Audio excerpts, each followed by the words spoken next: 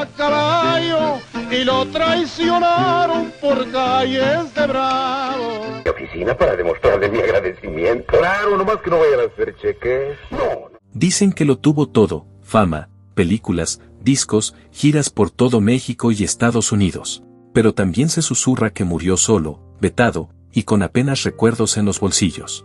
¿Cómo es posible que uno de los hombres más queridos del norte terminara con más leyendas que fortuna?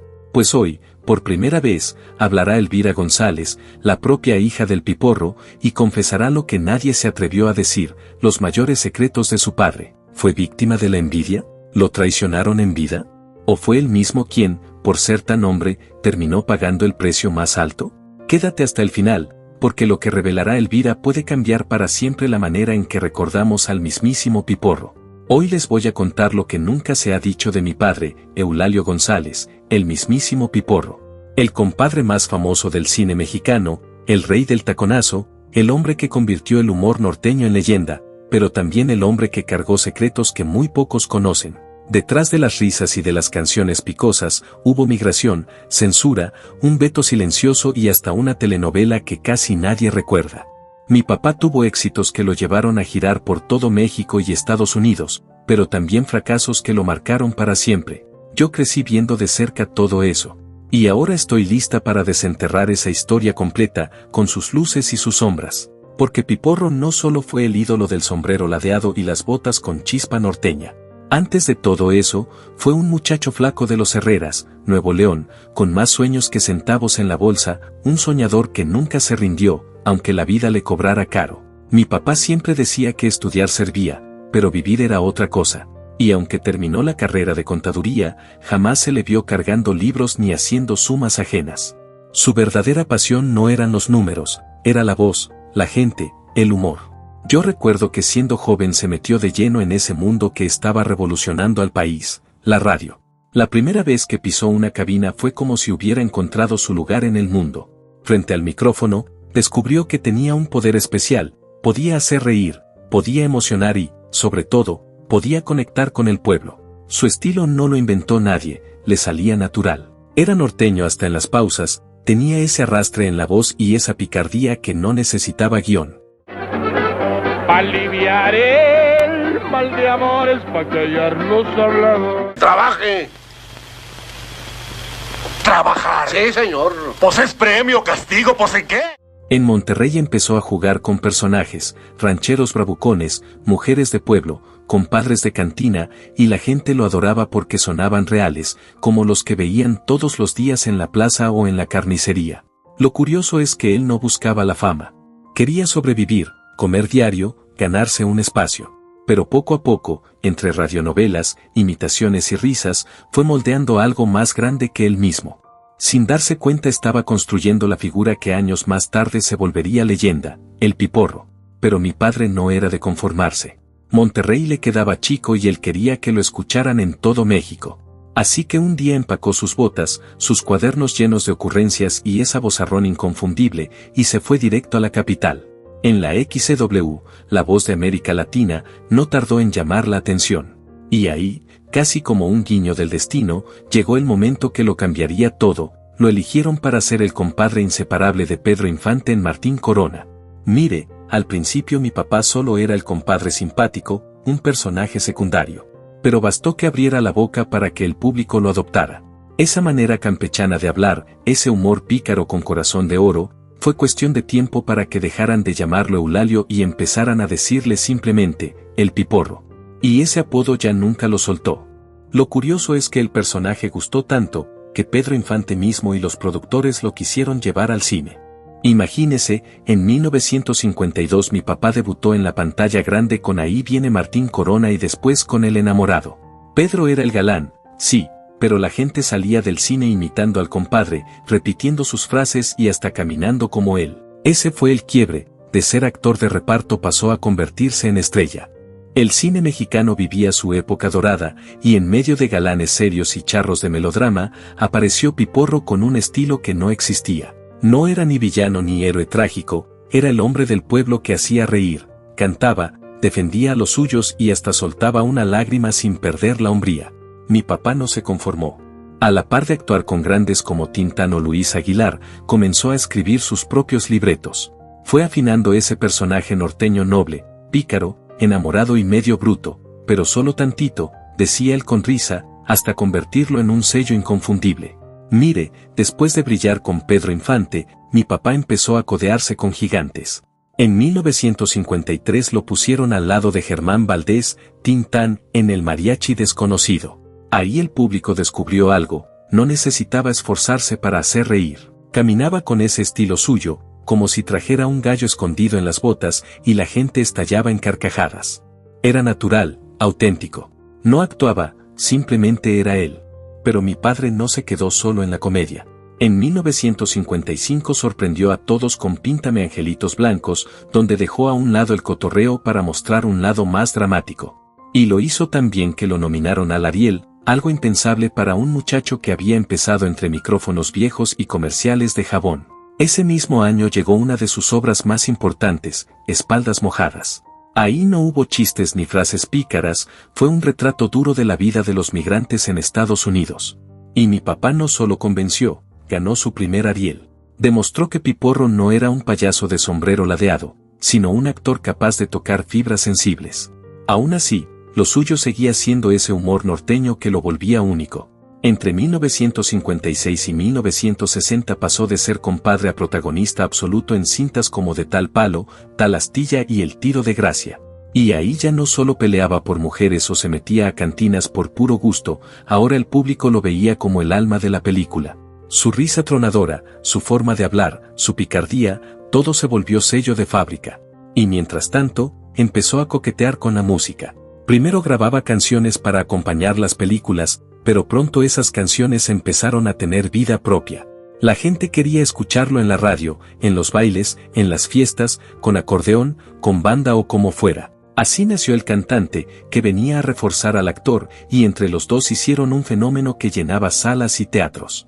La gente lo seguía como si fuera un rockstar, pero de rancho. Había algo magnético en él, actuaba, escribía, cantaba, y todo lo hacía con una naturalidad que nadie podía copiar sin caer en lo ridículo. Mi papá ya no era solo un actor gracioso, era una institución. Y eso apenas estaba empezando. En los años 60 ya no era el compadre de Pedro Infante, ahora caminaba con botas propias.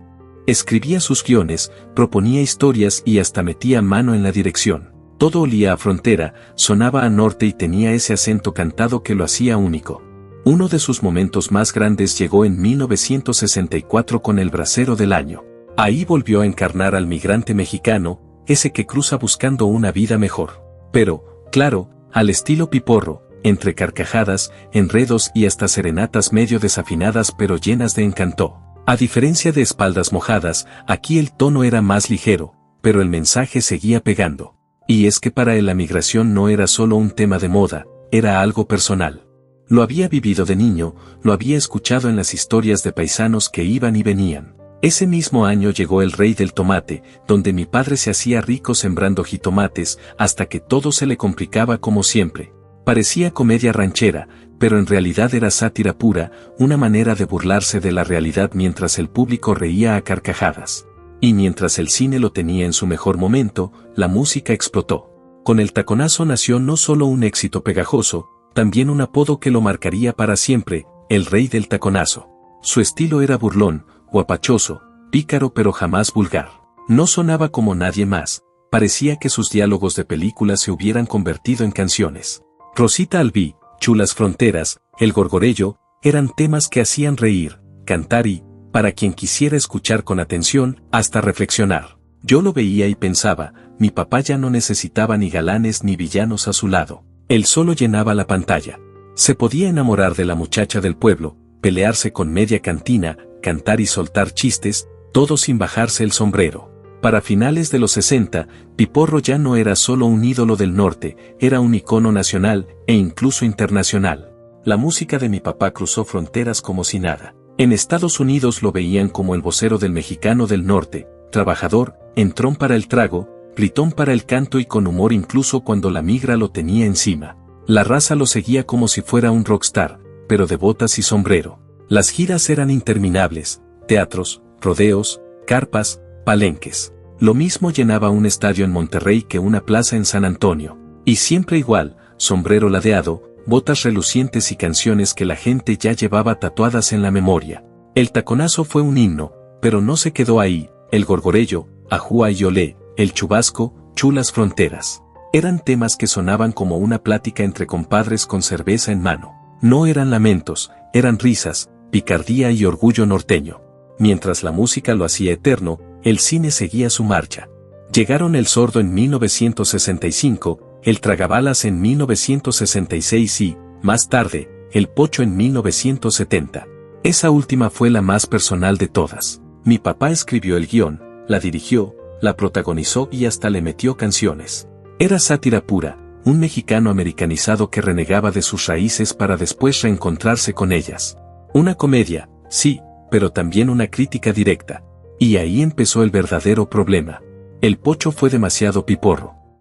¿Qué se me hace que es alguna mujer la que te hace viajar tanto? ¿Qué pasó, doña Rosario? ¿De cuándo acá se ha vuelto tan Pa' aliviar el mal de amores, pa' callar los hablados. En la asociación de productores había quienes no soportaban que un actor sin escuela formal, sin el glamour de los grandes galanes, se atreviera a meterse en todo. Mi padre se convirtió en incómodo. Nunca lo anunciaron oficialmente, pero los rumores fueron claros, lo empezaron a vetar. 6 años sin actuar en cine, justo cuando estaba en la cúspide de su carrera. Imagínese, al hombre que llenaba salas le cerraron la puerta en la cara, pero él nunca se detuvo. Si no lo querían en la pantalla, se subía al escenario. Ahí lo esperaba su público fiel, ese que jamás lo abandonó. Así era mi papá, terco como buen norteño. Podían cerrarle las puertas del cine, pero él siempre encontraba una ventana en la música, en la risa y en el cariño de la gente. Detrás del bigote y de cada chiste, había un hombre que no sabía rendirse. Mire, mi papá puso todo en El Pocho, escribió el guión, la dirigió, metió mano en la edición y hasta le puso canciones. Era su obra más personal, pero en vez de aplausos, lo que llegaron fueron portazos. La asociación de productores no soportó que un hombre tan de pueblo, sin escuela de cine, quisiera controlar una película completa. Y entonces, lo borraron del mapa. No hubo veto oficial, pero fue peor, simplemente dejaron de llamarlo. 6 años sin un protagónico, sin un papel pequeño, sin nada. Para un actor tan querido, ese silencio era como un castigo. Porque mientras la gente lo seguía adorando y preguntaba por él, la industria prefería galanes de cabello engominado y acento refinado, no a un ranchero norteño con vozarrón y botas charras. Mi padre, claro, no se quedó cruzado de brazos. Se refugió en lo que nunca le falló, la música y los escenarios. Grabó discos, se fue de gira, mantuvo vivo el cariño del público. Pero yo sí notaba que algo le faltaba, el cine era su casa, su espejo, su gran amor, y lo habían dejado fuera. No fue sino hasta 1976 que volvió con Las cenizas del diputado, dirigida por Roberto Gabaldón. Ahí regresó con su estilo irónico, pero ya era otro. No era aquel muchacho con botas bailadoras, era un piporro maduro, con chispa, sí, pero también con cicatrices. Después llegaron títulos como El Santo y el Tonto en 1987 y su última aparición oficial en Mi pariente somos en 1990. Ya no eran cintas que movieran multitudes, pero cada aparición era un recordatorio de quién había sido.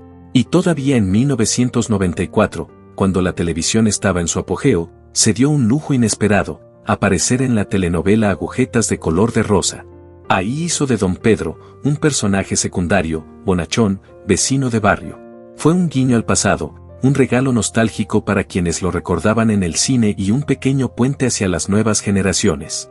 Mire, fuera de aquella aparición en la novela juvenil, la televisión nunca fue el terreno de mi papá. Él necesitaba aire, escenario, espacio para improvisar. Su arte era soltar albures disfrazados de refranes y hacer reír con chispa. En la tele todo estaba medido, marcado, encuadrado, y eso no iba con él.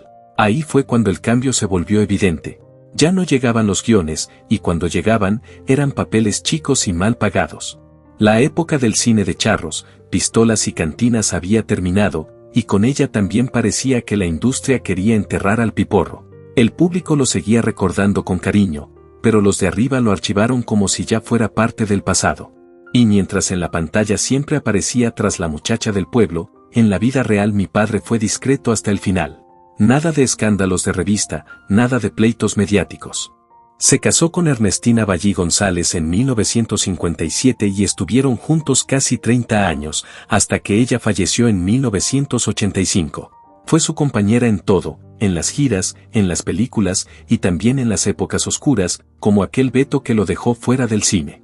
Claro, rumores nunca faltaron. El más sonado fue aquel presunto romance con Carmen Salinas, porque coincidieron en escenarios y en programas. Había química, sí, pero nunca confirmaron nada. Mi papá jamás fue de andar ventilando intimidades, y esa reserva también le ganó respeto. Después de los 80 ya no era común verlo en cine o televisión, pero eso no significaba que estuviera acabado. Seguía escribiendo, contando anécdotas, concediendo entrevistas. En 1999 incluso publicó su libro Ajúa, Anécdota con Ario, donde mezclaba recuerdos, chistes y su manera tan norteña de ver la vida. Ahí quedaba claro, aunque el cuerpo ya no le daba para bailar el taconazo, la mente seguía tan filosa como siempre. En 1993 la ANDA lo reconoció con la presea Eduardo Arosa Mena por 50 años de carrera. Y en 2003, ya muy cerca de su partida, le entregaron el premio especial Furia Musical. Yo todavía lo recuerdo ahí, subiendo al escenario con la voz entrecortada, pero con el sombrero bien puesto. Ese fue su último gran aplauso en vida. Pero detrás de esos homenajes había una verdad más dura.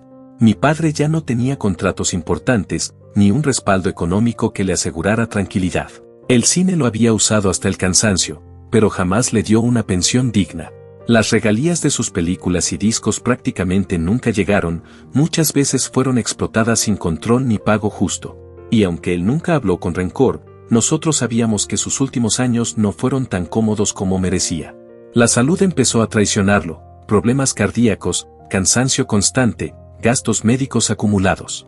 Y aún así, nunca quiso dar lástima. Seguía siendo el mismo, alegre, franco, con la frente en alto. Vivía sencillo, sin lujos, pero orgulloso de la huella que había dejado.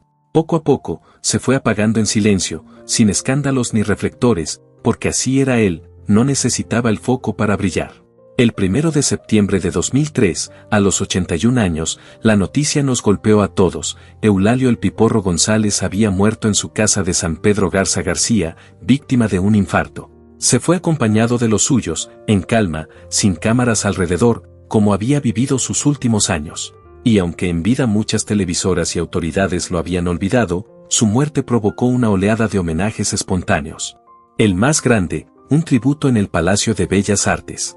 Ahí, entre canciones, escenas de sus películas y aplausos cargados de nostalgia, se lloró al compadre más famoso del cine mexicano.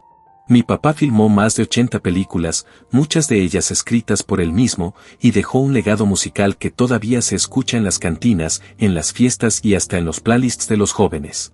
Pero su mayor triunfo no fueron los números, fue haber inventado un personaje imposible de imitar. El Piporro no era una máscara, era la esencia del norte hecha carne, bigote, botas y carcajadas. Su humor nunca cayó en lo vulgar, aunque siempre fue picante, sabía ser crítico sin perder la gracia. Con la misma facilidad hablaba de la migra, de la política, del machismo o del amor, que improvisaba un corrido en medio de la borrachera. Su cine, tan subestimado por la crítica seria, hoy se reconoce como lo que fue, sátira social disfrazada de cotorreo. ¿Y cómo es que alguien tan grande terminó sus días sin fortuna? Porque la industria nunca cuidó de sus artistas. No había regalías, no existía un fondo de retiro, y las repeticiones de sus películas en televisión no le dejaban ni un centavo. Fue víctima de contratos mal hechos, de promesas de palabra y de un sistema que se acordó tarde de sus leyendas. Pero él jamás se quejó. Nunca pidió lástima, nunca lloró en la televisión. Murió como vivió, con orgullo, de pie y con el sombrero bien puesto. Y aunque ya no está, sigue vivo en los memes que circulan en redes, en las camisetas con su rostro, en los videos de YouTube que rescatan sus frases y en cada compadre que suelta un yahúa en tono burlón. Mi papá no se fue. Solo se nos adelantó con paso lento, pero con el taconazo firme. Terminó con las botas gastadas, sí, pero con el nombre intacto. Y si apenas lo estás descubriendo, pues quédate, porque aquí el relajo es norteño, se canta con botas y se goza con picardía. Dale like, comparte este video con tu gente y activa la campanita, porque en este canal las leyendas nunca se apagan.